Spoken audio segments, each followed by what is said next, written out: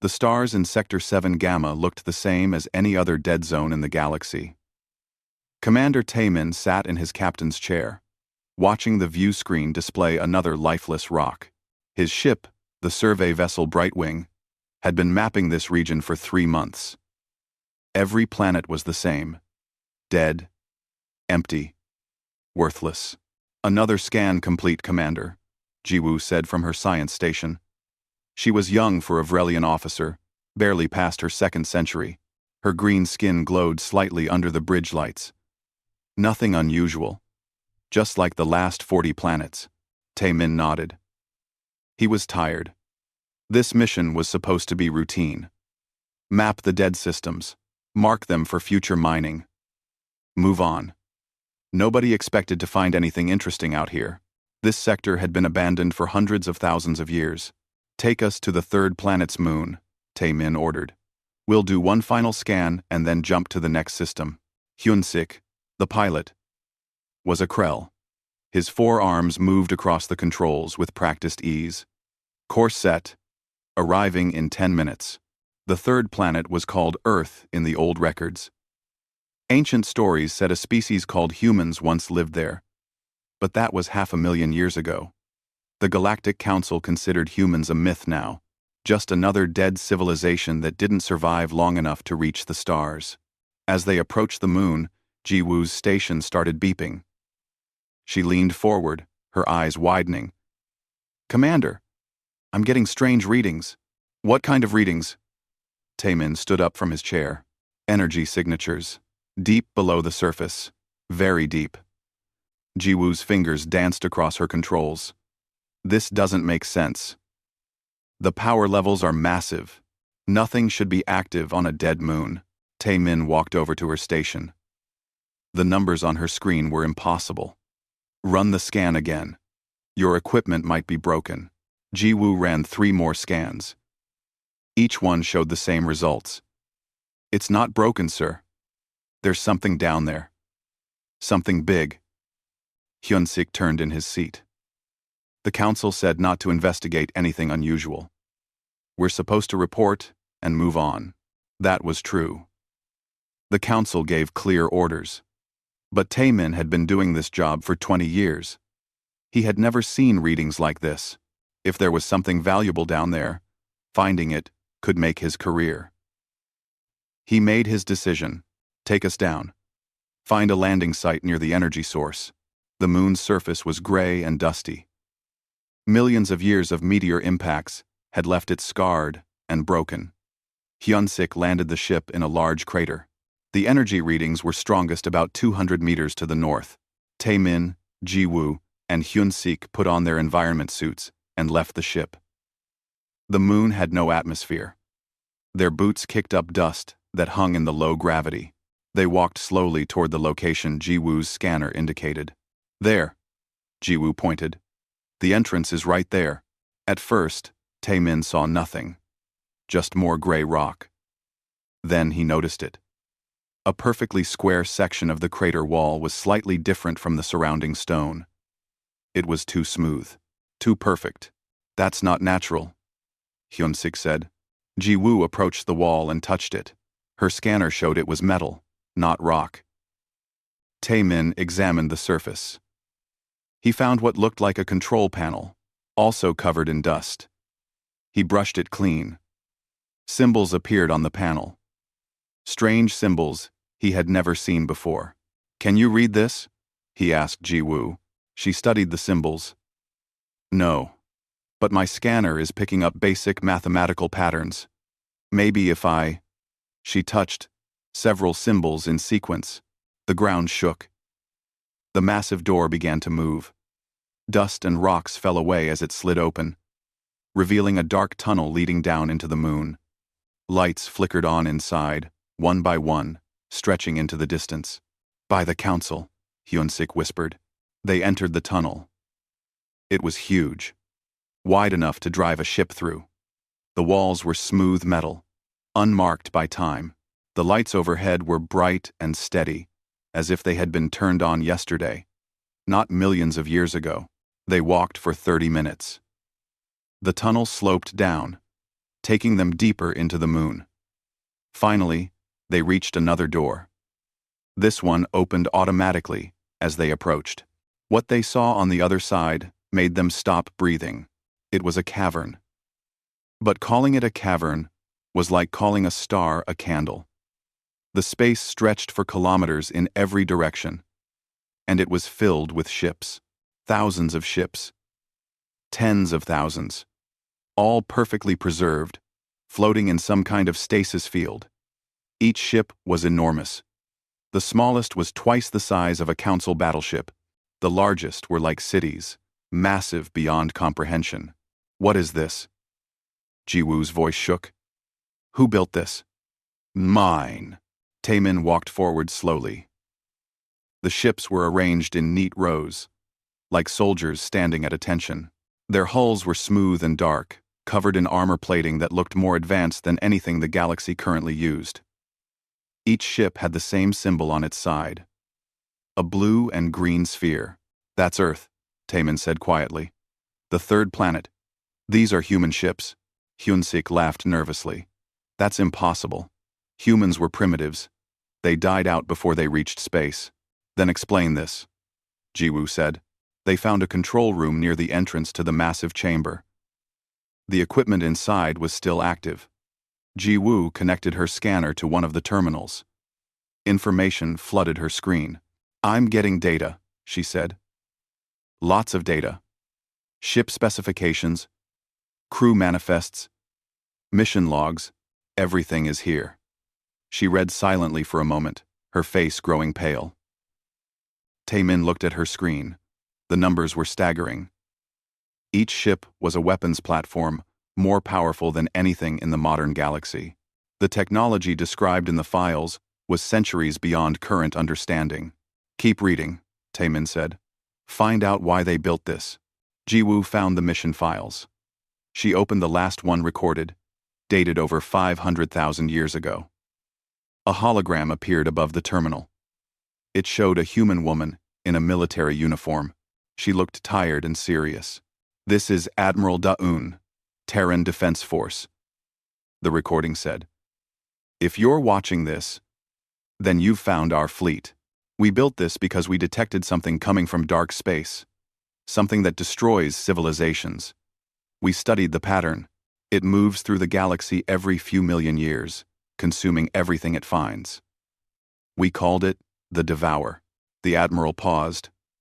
We couldn't run. Earth is our home. So we decided to fight. But we weren't ready. We needed time. Time to build weapons. Time to train. Time to prepare.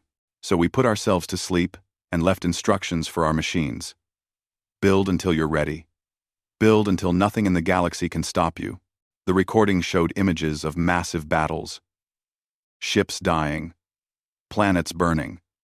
The enemy looked like nothing Taemin had ever seen.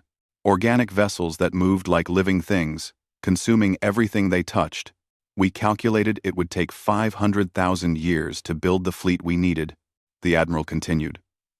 When you wake us, the enemy will already be here. They never stop. They never forget. And they're coming back. The hologram flickered. Whoever finds this, know one thing. Humanity doesn't run. We protect what's ours. Wake us when the fight begins. The recording ended. The three explorers stood in silence. Finally, Hyunsik spoke. Before anyone could answer, alarms started blaring. Jiwoo checked her scanner. Long-range sensors just activated. They're picking up something at the edge of the galaxy. Multiple contacts. Millions of them. She looked up, her face full of fear. The sensors identify them as the Devour. They're 3 months away from Council space. Taemin stared at the sleeping fleet around him. 500,000 years. Humanity had been waiting for 500,000 years. Contact the Council, he said quietly. Tell them we found something. Tell them the humans were right. The lights in the chamber began to brighten. Systems that had slept for eons started waking up. Deep in the facility, something ancient and powerful stirred to life. The message Taemin sent to the Galactic Council caused chaos across known space. Within 2 days, the Council sent their best scientists, military commanders, and political leaders to the moon. Council member Haewon arrived with a fleet of 50 warships. She was old and wise, with silver scales and sharp eyes that missed nothing. "Show me everything," she told Taemin when she arrived. They took her through the tunnel to the massive chamber. Even Haewon, who had seen wonders across 1,000 worlds, stopped and stared at the human fleet. "Impossible," she whispered. "How did they build this?" "Robots," Jiwoo explained. She had spent days studying the facility. The humans programmed machines to build and expand. The machines worked for 500,000 years without stopping. They mined the moon, Mars, and the asteroid belt. They turned entire worlds into factories.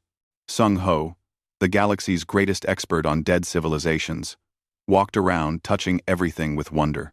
He was a small creature, barely a meter tall, with gray fur and large eyes.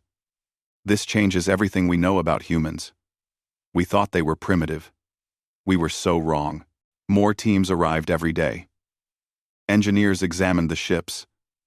Scientists studied the technology. Military commanders tried to understand the weapon systems. Everything they found terrified them. "These ships can destroy planets," one engineer reported. "Their smallest guns are more powerful than our largest weapons. And they have thousands of these ships. These are as a 5. These. A military commander reviewed the fleet's capabilities. "One human destroyer could defeat our entire council fleet. We have nothing that can match this technology." Haewon stood in the control room, reading the mission files. "They knew," she said quietly. "The humans knew. The Devourer was coming back.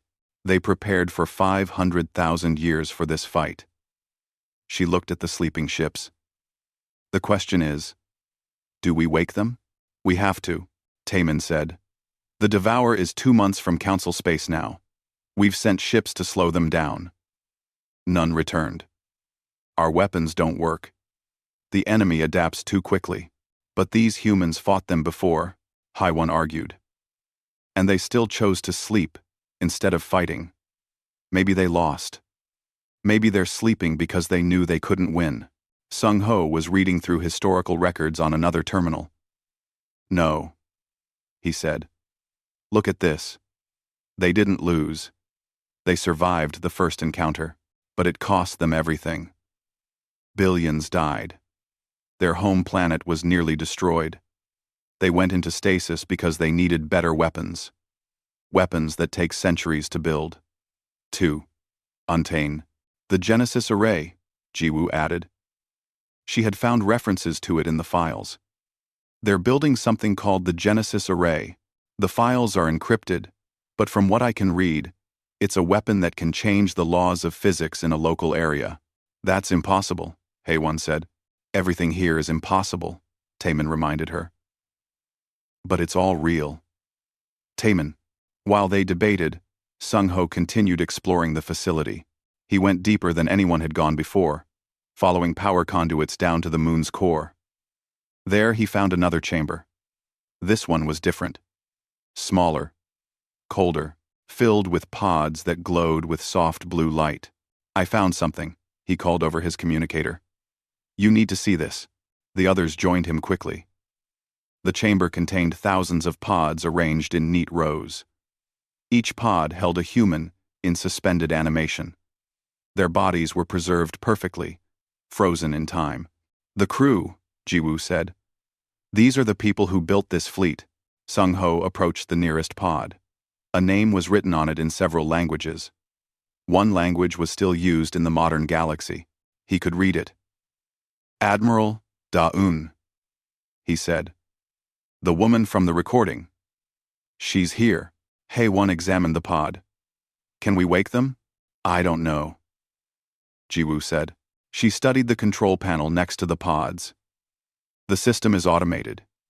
It's supposed to wake them when certain conditions are met." Enemy detected. Fleet operational. Genesis array. Complete. The enemy is detected, Taemin said. Jiwoo checked her scanner. According to the facility's main computer, yes, all ships are ready. The Genesis array is 98% complete. It will finish in 3 days. Then we wait 3 days and let the system wake them naturally, Haewon decided. But Sung-ho, curious and excited, was examining the control panel more closely. His small fingers touched the symbols, trying to understand how the system worked. He didn't mean to cause trouble, he just wanted to learn. But he pressed the wrong sequence of buttons. Alarms blared through the chamber. Red lights flashed. The pods began to hum with energy. Frost fell from their surfaces as the temperature rose. "What did you do?" Haewon shouted. "I don't know." Sung-ho backed away from the panel. "I just touched it." The facility's computer spoke in ancient human language, then translated. Emergency revival protocol activated. Waking command staff. Please, stand clear. The pods opened one by one. Gas escaped with a hissing sound. The humans inside took their first breaths in 500,000 years. They gasped and coughed. Their eyes opened. Their bodies slowly remembered how to move. Admiral Daeun was the first to sit up. She was exactly like her recording. Serious face. Strong eyes. She wore a simple gray uniform. She looked around the chamber, confused. Then she saw the aliens standing there, watching her. She didn't panic. She studied them calmly. "How long?" she asked. Her voice was rough from not being used for so long. 500,000 years, Haewon answered. "Give or take? A few centuries." Daeun nodded slowly. "And the Devour? 2 months from Council space." Moving fast, Daeun stood up. Her legs were weak, but she forced herself to stand straight. "Then we're late. We should have woken up 3 months ago." She looked at the other pods. More humans were waking up now. A woman with kind eyes and a scientist's uniform. A young man with a soldier's build. Others. The woman approached Daeun. "Admiral, did it work?" "We'll find out, Bo-Ra," Daeun said. "Check the fleet status. I want all ships ready in 48 hours. Bo-Ra nodded and moved to a terminal. Her fingers moved across the controls like she had used them yesterday, not 500,000 years ago. Information scrolled across her screen. All ships operational. Genesis array at 98%. Crew revival will take 72 hours for full capacity. The young man, wearing a captain's uniform, saluted Daeun. "Admiral, Captain Jae-sung reporting. What are your orders?" "Get to the Indomitable," Daeun said. "Run full systems checks. I want to know if our weapons still work after all this time." "This? Run. Run. Run." "Yes, ma'am." Jae-sung moved toward the exit. With purpose, Daeun turned to face the aliens. "I assume you represent the current galactic government?" Haewon stepped forward. "I am Council Member Haewon. We represent the Galactic Council. We've ruled this region of space for 300,000 years." "Good," Daeun said. "Then you have resources. Ships. Soldiers. We'll need them. We've tried to fight the Devour," Haewon said carefully. "Our weapons don't work. They adapt too quickly. We were hoping you could help us." Daeun smiled, but it wasn't a happy smile. "We'll help. But you follow our orders, our strategies, our command structure. Agreed?" One. Haewon hesitated. The council had never taken orders from anyone, but she looked at the human ships in the distance. She thought about the Devour destroying everything. She nodded. "Agreed. Good." Daeun walked to the chamber's main terminal. She entered commands quickly. Across the facility, more systems activated. In the massive chamber above, The stasis fields around the ships began to shut down. The vessels hummed with power as their reactors came online for the first time in eons. "We have 2 months," Daun said. "The Devour will remember us. When they detect our energy signatures, they'll come straight here. They'll want to finish what they started 500,000 years ago." "You sound like you're planning to let them come here," Taemin said. Daun looked at him. "Of course. Earth is our home. It's our line in the sand. They want to come here? Good. We'll be ready." She touched the screen, bringing up tactical displays. "We'll turn the entire Sol system into a trap. The Kuiper Belt will be our first line of defense. Mars orbit our second. Earth's moon, our final position." Bora looked up from her terminal. "Admiral, waking the fleet will produce massive energy signatures. The Devourer will detect us immediately." "I know," Daun said. Let them know we're awake. Let them know humanity remembers." Deep in the facility, more pods began opening. Thousands of humans started waking up. Engineers, soldiers, scientists, pilots. All of them trained for one purpose. All of them waiting 500,000 years for this moment. In orbit above the moon, the first human warship powered up completely. The Indomitable was its name. It was massive and dark, covered in weapons that could crack planets. Captain Jae-sung stood on its bridge, watching systems come online. He smiled. The sleeping fleet was waking up. And it was time to show the galaxy what humanity had built. Admiral Daun stood in the command center and watched the galaxy that had moved on without humanity. 500,000 years. Her species had slept while civilizations rose and fell, while the Council took control of the stars, while everyone forgot Earth existed. "Show me current galactic maps," she ordered. Bora brought up holographic displays showing the modern galaxy. Daun studied them carefully. Species she had never heard of. Territories that didn't exist in her time. Technology that looked primitive compared to what humanity had built. "They've been busy," Daun said quietly. "But not busy enough." Haewon stood nearby, watching the Admiral with concern. The council member had brought more officials with her. Among them was Yujin, a political officer who specialized in maintaining council authority. Yujin did not trust the humans. He made that very clear. "Admiral Daun." His voice was formal and cold. "The council appreciates your offer of assistance. However, we must establish clear chains of command. Council authority must be maintained." Daun turned to look at him. Yujin blinked. "Excuse me?" "No," Daun repeated. "This is a military operation. I command. You follow. That's how this works." "That's unacceptable," Yujin said. "The Council has governed this galaxy and now your galaxy is about to be destroyed." Daun interrupted. "The Devourer doesn't care about your authority. They care about consuming everything. Now, you can either help us fight, or you can leave. Your choice." Yujin's face turned purple with anger, but Haewon placed a hand on his shoulder. "She's right," Haewon said softly. "We need them more than they need us."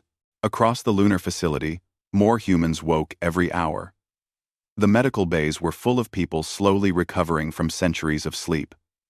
Doctors moved between pods, checking vital signs and helping people adjust. Everyone had the same question. Did we sleep long enough? Are we ready? Captain Jae-sung walked through the Indomitable's corridors. His crew was waking up and reporting to stations. Engineers checked weapon systems. Pilots ran flight simulations. Soldiers trained in the combat decks. Everyone moved. With purpose. They had trained for this their entire lives, then slept for 500,000 years waiting for it. Now the moment was finally here. In the ship's main hangar, Jae-sung found Taemin. The alien commander had asked permission to tour the human vessel. Jae-sung agreed, partly because he was curious about the modern galaxy, partly because he wanted someone to see what humanity had built. Your ship is incredible, Taemin said honestly. I've studied military vessels my entire career. I've never seen anything like this.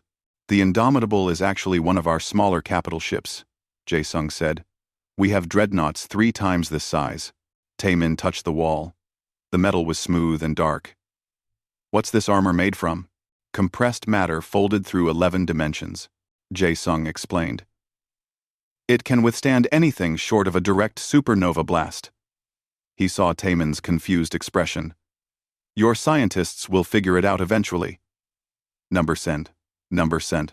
Number send. Number send. Number send. They walked to the bridge. The view screen showed the moon's surface and the stars beyond. Jae-sung sat in his captain's chair. It felt good to be back. Can I ask you something? Taemin said. Go ahead. Why didn't you run? The first time the Devourer came, you could have escaped, built colony ships, found a new home far away. Why did you stay and fight? Jae-sung was quiet for a moment.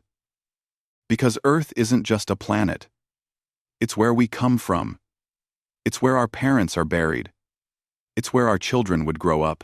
You don't run from that. You protect it. Even if it takes 500,000 years. Before Taemin could respond, alarms blared across the ship. A communications officer called out, Captain, Council ships are powering weapons. They're targeting the fleet. Jae-sung's expression hardened. Battle stations, shields up. Do not fire unless fired upon. On the lunar surface, Yujin had made a decision. He had contacted the Council fleet without Haewon's permission. He told them the humans were dangerous, that they needed to be contained, controlled. Several fleet captains agreed with him. They moved their ships into attack positions around the human vessels. This is Council Fleet Commander Wan-su. A voice broadcast across all channels. Human vessels, you are ordered to power down immediately. Any resistance will be met with force. In the command center, Da-eun watched the situation develop. She looked at Haewon. Are they serious? Haewon was already on her communicator, shouting at Yujin. Stand down immediately. This is not authorized, but Yujin ignored her. The Council must maintain control, he said calmly. We cannot allow an unknown military force to operate freely. Da-eun sighed. She really didn't want to do this, but some people only learned through experience. Bo-Ra. Tell the destroyer, Pathfinder, to fire a warning shot. Yes, Admiral. The Pathfinder was one of humanity's smallest warships.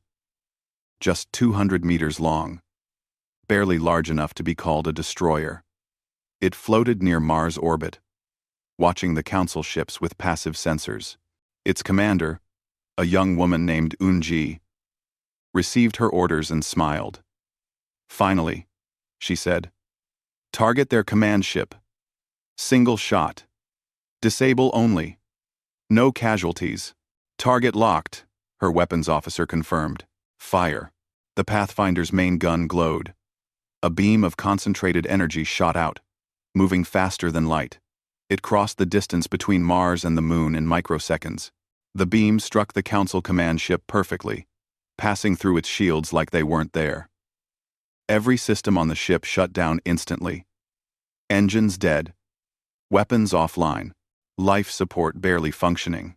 Inside the Council command ship, Commander Wan-su sat in darkness. Emergency lights flickered on. He couldn't believe it. The shields hadn't even slowed the shot down. One hit. One shot from a small human ship and his entire vessel was disabled. All ships, he said quietly. Stand down. Power down weapons. The Council fleet immediately backed away from the human vessels. Several captains formally apologized. Yujin, standing in the command center, turned pale. He had just learned a valuable lesson about underestimating humanity. I hope that demonstration was sufficient, Da-eun said. Her voice was calm but carried an edge. We're here to help, but we won't be treated like prisoners. Are we clear? Haewon nodded. Perfectly clear, Admiral. It won't happen again. Good. Da-eun turned back to her displays. Now, let's discuss the real problem. Bo-Ra brought up long-range sensor data. The images showed the Devour fleet. Millions of organic ships moving through space like a swarm of insects. They had already consumed 5 council worlds. Billions were dead. And they were accelerating. They know we're awake, Bo-Ra said. Our energy signatures must have reached them. They're changing course, heading straight for Sol system. Estimated arrival? Da-Un asked. 6 weeks, maybe 7. Then we have 6 weeks to prepare. Da-Un touched the hologram, zooming in on the solar system. We'll use the Kuiper Belt as our first defensive line. Place mines and automated weapons platforms throughout the region. When they enter the belt, we hit them hard. Hyun-Sik, who had been listening quietly, spoke up. Why not meet them in open space? Why let them get close to Earth? Because this is our territory, Da-Un explained. We know every asteroid, every orbit, every gravity well. We've had 500,000 years to prepare this battlefield. The closer they get to Earth, the stronger our advantages become. Ji-Woo was studying the Devour's previous attacks. They consume everything. Planets, ships, even stars. They turn matter into more of themselves. How do we fight something that grows stronger with every victory? We don't let them win, Da-Un said simply. Bo-Ra, what's the status on the Genesis array? 99% complete. It will be ready in 48 hours. What is the Genesis array? Haewon asked. Da-Un hesitated. It's our final weapon. The one we've been building for 500,000 years. It can change the fundamental laws of physics in a localized area of space. That's impossible, Haewon said. So is this entire fleet, Da-Un reminded her. The array creates a sphere of altered space-time around Earth. Inside that sphere, faster-than-light travel becomes impossible. The Devour can enter, but they can't leave. Neither can we. The implications hit everyone in the room. You're making a cage, Taemin said. Trapping them, and yourselves. Yes, Da-Un confirmed. It's the only way to be sure. The Devour are fast and adaptive. If we fight them in open space, they can retreat and come back stronger. But if we trap them here, in our home system, with our entire fleet waiting, then we end this. One way or another. Sung-Ho had been documenting everything. He looked at Da-Un with respect and fear. You've been planning this for 500,000 years. Yes, Da-Un said. Humanity learned something important long ago. The universe is dangerous. There are things out there that want to destroy us. So we decided to become the thing they should fear. She looked at everyone in the room. In 6 weeks, the Devour will arrive. They'll expect us to run, like we did before, but we're done running. This time, we're ready. This time, we finish it. Across the solar system, human ships continued powering up. Weapons that could crack worlds. Shields that could withstand supernovas. Engines that bent space-time. An entire fleet designed for one purpose, to protect Earth. To show the galaxy that humanity doesn't yield. The sleeping war fleet was fully awake now. And it was time to remind the universe why you should never threaten humanity's home. The solar system transformed in 6 weeks. Ships moved constantly between planets. Human vessels took defensive positions. Council ships that volunteered to help learned new tactics. Everyone prepared for the largest battle the galaxy had seen in millions of years. Taemin stood in the Indomitable's observation deck and watched Earth. The planet was beautiful. Blue oceans, green continents, white clouds. He had seen the recordings of what it looked like before the humans went to sleep. It looked exactly the same. Perfectly preserved. It's still alive, Captain Jae-sung said, standing beside him. We built shield generators across every continent, kept everything in stasis. The forests, the animals, the cities. Everything waiting for us to return. Why not wake the civilians? Taemin asked. Surely more people would be useful. Because if we lose, they sleep forever. They never know what happened. They never see their world die. Jae-sung's voice was sad. It's kinder that way.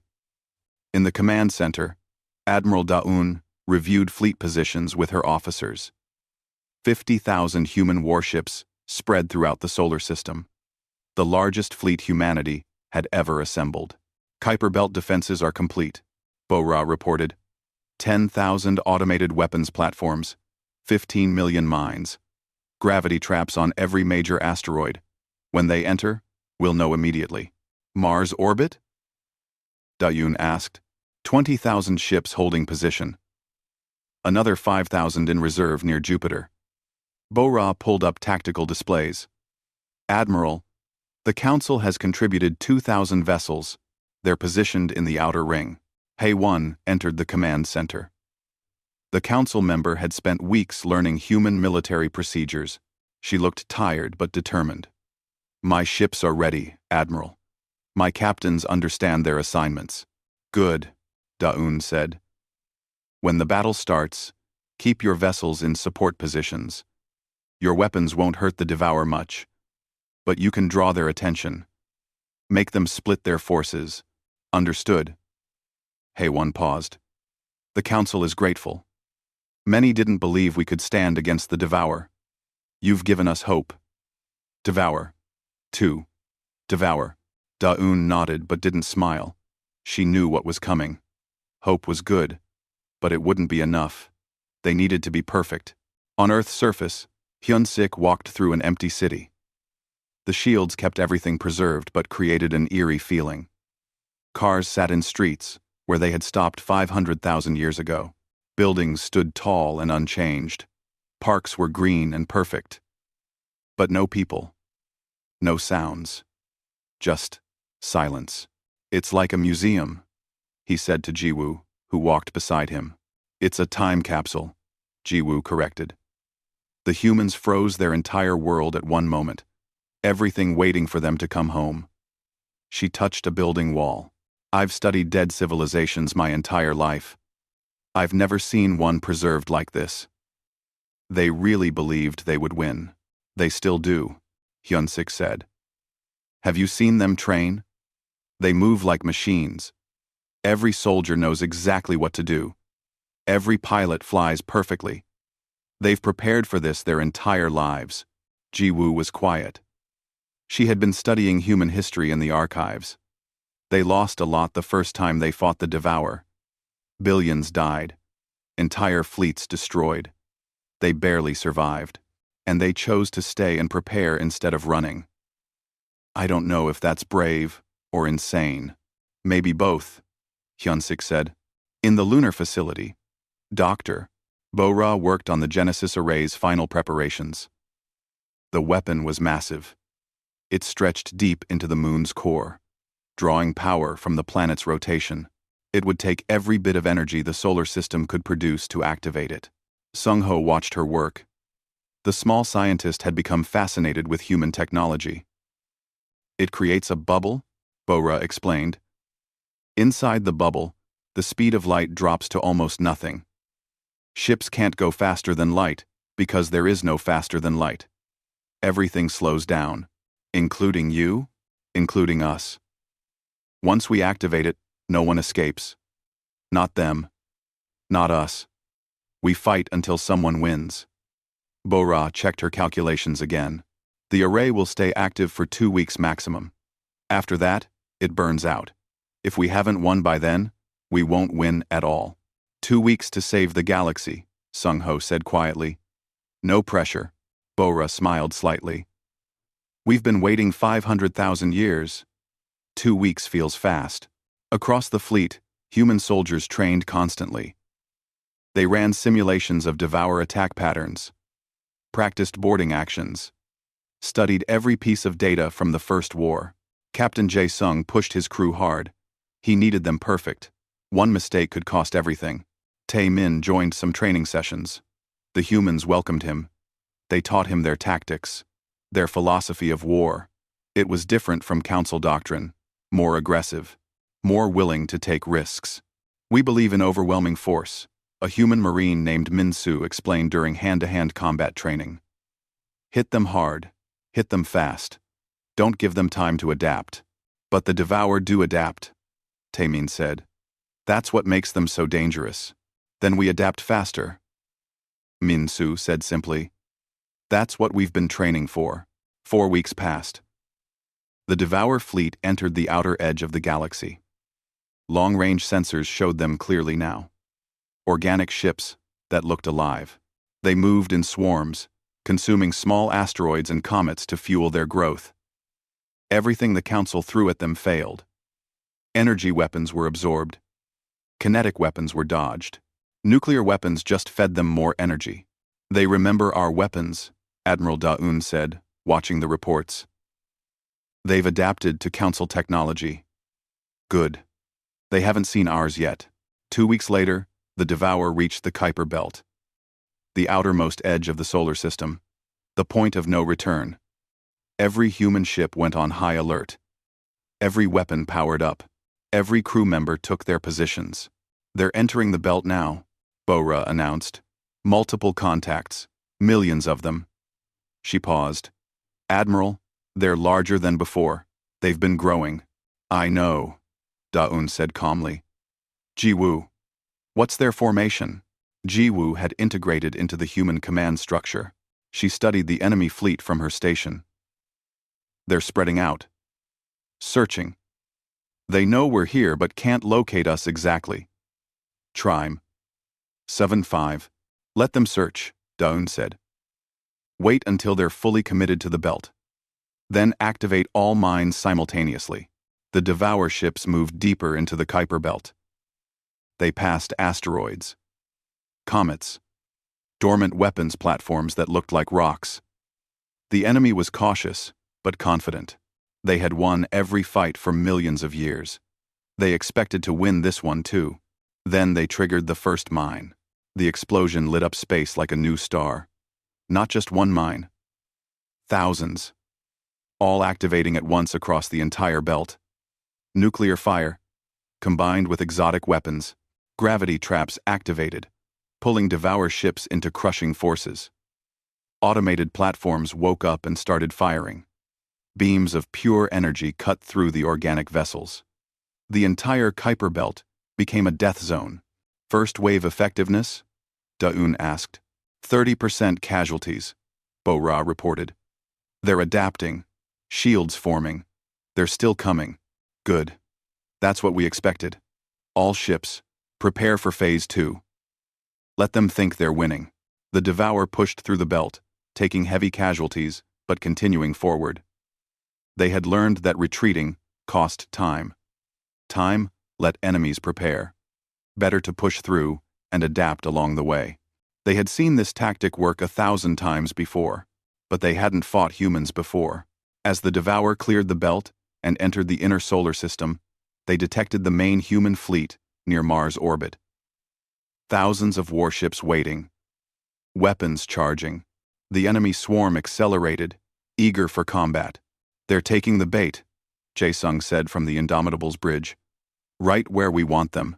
All ships hold position," Daun ordered. "Let them get close. Closer. Wait for it." The Devour fleet rushed forward like a wave. Millions of organic ships moving at incredible speed. They had overwhelming numbers. They expected to crush the humans through sheer mass. "Now," Daun said quietly, "activate the Genesis array." Deep in Earth's moon, the massive weapon came to life. Power surged through its core. Reality itself began to bend around the solar system. A sphere of altered physics expanded outward, passing through ships and planets harmlessly. But as it passed, everything changed. The Devour ships suddenly slowed. Their faster-than-light engines stopped working. Their quantum communications cut off. They were trapped, stuck in normal space with no way to escape. "Genesis array active and stable," Bo-Ra confirmed. "The sphere is holding. Nothing's getting out." In the Devour swarm, panic spread for the first time in millions of years. They tried to turn around, tried to escape, but the sphere was complete. The cage was sealed. Admiral Da-Un stood up from her command chair. She looked at the tactical display showing the trapped enemy fleet. All ships, she broadcast across every channel. This is Admiral Da-Un. Humanity has waited 500,000 years for this moment. These creatures destroyed our world once, killed billions of our people, forced us to sleep for eons while we prepared. Now they're in our home, in our territory, trapped with us. She paused, letting her words sink in. They came here to finish us, to consume Earth like they've consumed 1,000 worlds. But they made a mistake. They came to our line in the sand, and humanity doesn't retreat. All ships, engage at will. Show them what we built. Show them why you don't threaten Earth. Across the solar system, 50,000 human warships opened fire. Weapons that had been built and tested for 500,000 years. The real battle was beginning. The first human volleys tore through space like the wrath of gods. Weapons that humanity had spent 500,000 years perfecting.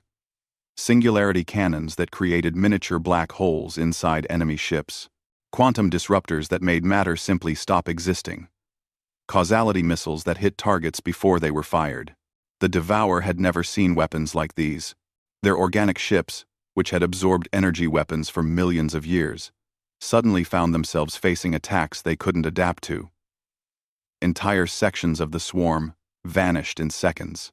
Explosions lit up the space between Mars and Jupiter. Enemy casualties at 40%. Bo-Ra reported from the command center. They're trying to adapt, but our weapons cycle too fast. They can't keep up.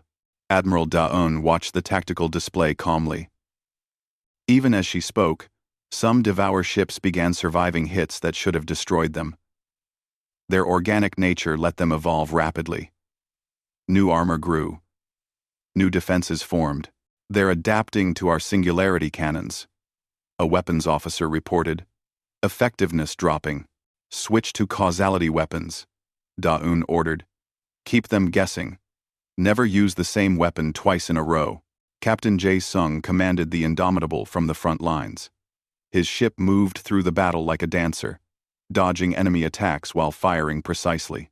Around him, other human vessels fought with the same practiced skill.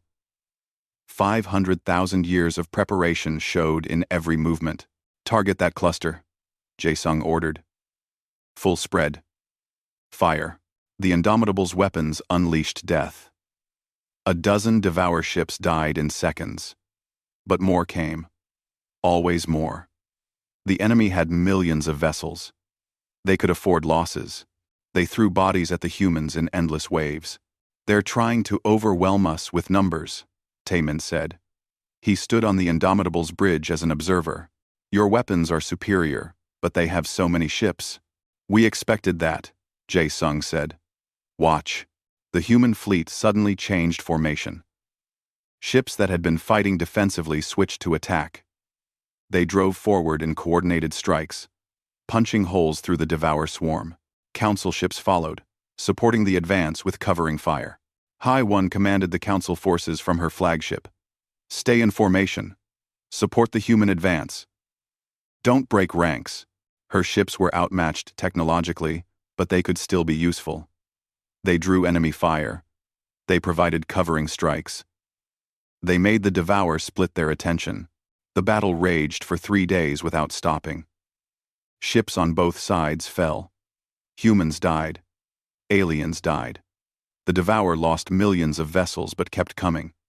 They were adapting faster now, learning from each engagement. Some of their ships started using tactics that countered human weapons. They're getting smarter, Bo-Ra said, studying battle data.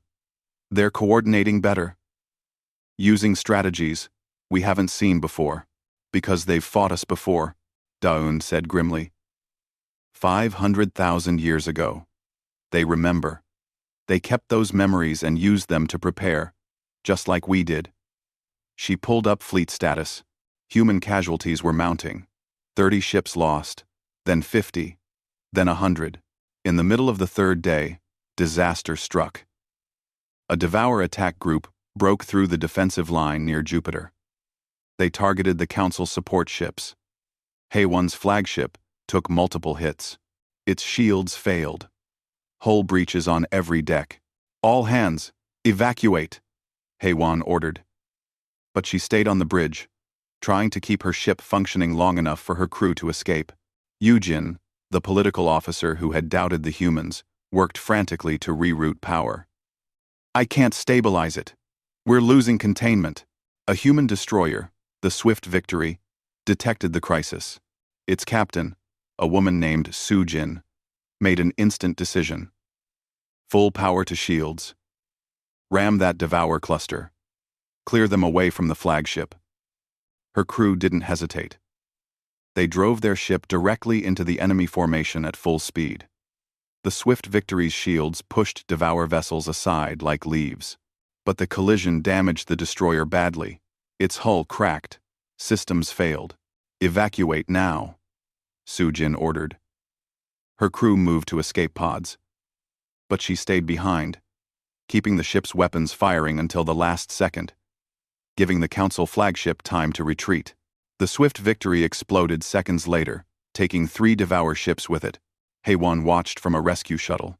She had lost her ship. She had nearly lost her life. But a human captain had sacrificed everything to save her. "Why?" She whispered. "Why save us?" "Because we're on the same side now," Taemin answered. He had coordinated the rescue mission. That's what humanity does. They protect their allies. The battle continued. Day 4. Day 5. Both sides took heavy losses. The space around Mars became a graveyard. Debris from thousands of ships drifted in the darkness. But neither side retreated. Neither side could retreat. Jiwoo worked from the command center, analyzing Devour behavior patterns. She noticed something. "Admiral, they're changing their approach. They're not just attacking randomly anymore. They're targeting specific ships, going after our flagships and command vessels, trying to decapitate our command structure," Daun said. "Smart. Bora, what's our flagship status?" "The Indomitable has taken damage, but remains operational. 15 other command ships are heavily damaged. We've lost 8. Daun made a decision. "Rotate flagships, keep them guessing which ships hold the commanders, and prepare the reserves. It's time to bring in the dreadnoughts." Until now, humanity's largest ships had stayed back, protecting Earth. But the battle was at a tipping point. Daun needed her heavy hitters. The dreadnoughts moved forward. Each one was 3 times the size of the Indomitable. Each one carried enough firepower to destroy a planet. When the dreadnoughts joined the battle, the tide shifted again. Their weapons were devastating. Their shields could withstand anything the Devour threw at them. They pushed through the enemy swarm like icebreakers through frozen seas, destroying everything in their path. But the Devour adapted. They always adapted. They stopped attacking the dreadnoughts directly. Instead, they swarmed them. Thousands of small ships attached themselves to the huge vessels, trying to tear them apart from the outside. Hyun-sik piloted a human fighter through the chaos. He had volunteered to join the human air wings. His 4 arms made him an excellent pilot. He flew close to a dreadnought's hull, picking off Devour ships that tried to attach. Other fighters joined him, human and alien pilots working together. They cleared the dreadnought's hulls repeatedly. But for every enemy they destroyed, 2 more appeared. On the 6th day, Jiwoo made a critical discovery. She had been studying the Devour's coordination patterns. "Admiral, I found something. They're using a centralized coordination system, a hive mind. But it has nodes. Physical locations where the signal is strongest. Can we target these nodes?" Daun asked. "Yes, I'm sending coordinates now. If we destroy enough nodes, their coordination will collapse." Daun saw the opportunity. "All ships. New priority targets. Ignore the regular enemy vessels. Focus on the coordination nodes." She pulled up the battle map. The largest node was deep in the enemy formation, nearly impossible to reach. But if they destroyed it, the entire Devour fleet might collapse. She opened a channel to the Indomitable. Captain Jae-sung, I need a spearhead formation. Drive straight into their center. I'm sending you coordinates for the primary node. Understood, Admiral. Jae-sung looked at his crew. You heard the Admiral. We're going deep. Taemin, you might want to strap in. Taemin smiled. I wouldn't miss this. The Indomitable led a formation of 50 ships directly into the heart of the Devour swarm. They flew in a tight wedge, shields overlapping, creating a single, massive barrier. Devour ships threw everything at them. But the formation held.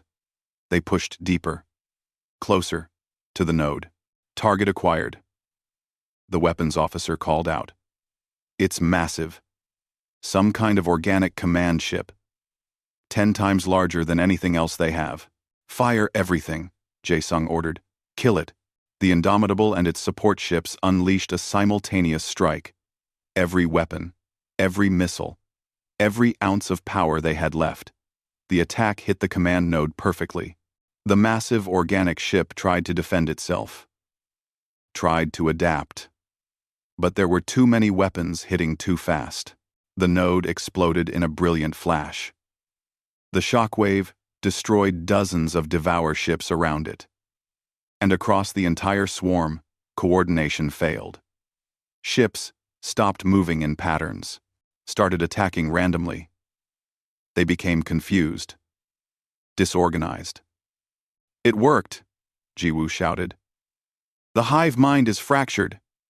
They're losing cohesion. All ships, press the attack, Daeun ordered. Don't give them time to recover. The human fleet surged forward. Council ships joined the advance. For the first time since the battle started, the Devour were retreating. Not tactically, not strategically. They were fleeing in panic. But there was nowhere to go. The Genesis array kept them trapped. The battle turned into a slaughter. Human ships hunted down the disorganized enemy. One by one, the Devour vessels died. It took another 12 hours. But eventually, the last enemy ship was destroyed. The swarm that had threatened the galaxy for millions of years was gone. In the command center, exhausted humans sat at their stations. They had won. But the cost had been terrible. 20,000 human ships destroyed. 15,000 human lives lost. Hundreds of council vessels gone. Tens of thousands of alien allies dead. Admiral Daeun stood and looked at the tactical display. It showed a solar system full of debris. But it also showed Earth. Still intact. Still protected. Still home. Deactivate the Genesis array, she ordered quietly. The sphere of altered physics collapsed. Normal space-time returned to the solar system. The trap opened. But there was nothing left to escape. 3 days later, Earth's shields lowered for the first time in 500,000 years. The frozen cities woke up. Power returned. People who had slept through the battle began to wake. They stepped outside and saw blue skies, green forests. Their world, exactly as they remembered it. Admiral Daeun stood on Earth's surface. The first human to stand there in 500,000 years. She knelt and touched the grass. It was real. They had done it. They had protected their home. Captain Jae-sung stood beside her. We lost a lot of good people. We did. Daeun agreed. But they died, protecting something worth protecting. That means something. Taemin and Hae-won approached.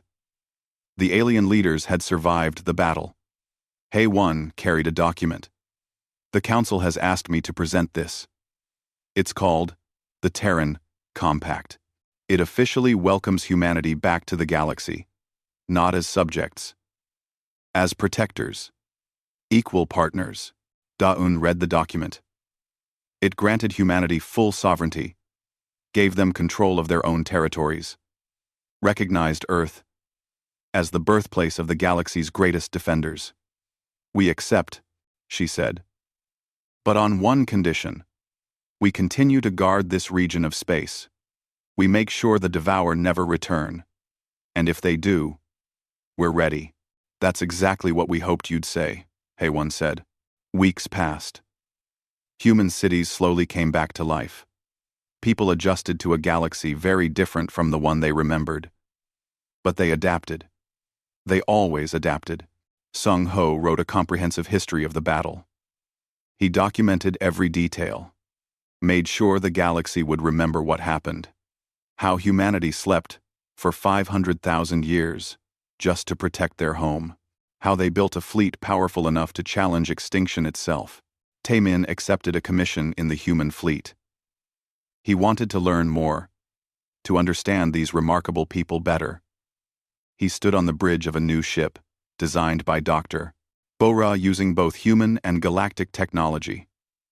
A hybrid vessel that combined the best of both civilizations. Captain Jae Sung commanded Earth's defense fleet. He looked at the stars and knew there would be more threats eventually. The universe was dangerous. But now, humanity was awake. Now, they were ready. Now they had allies. The sleeping war fleet had awakened. The line had held. And Earth remained exactly what it had always been. Home. Worth defending. Worth fighting for. Worth waiting 500,000 years to protect. The galaxy learned an important lesson that day. Humanity doesn't run. They don't surrender. They prepare. They adapt. They endure. And when you threaten their home, they show you exactly why that was a terrible mistake. The age of human isolation was over. The age of humanity, as protectors of the galaxy, had begun.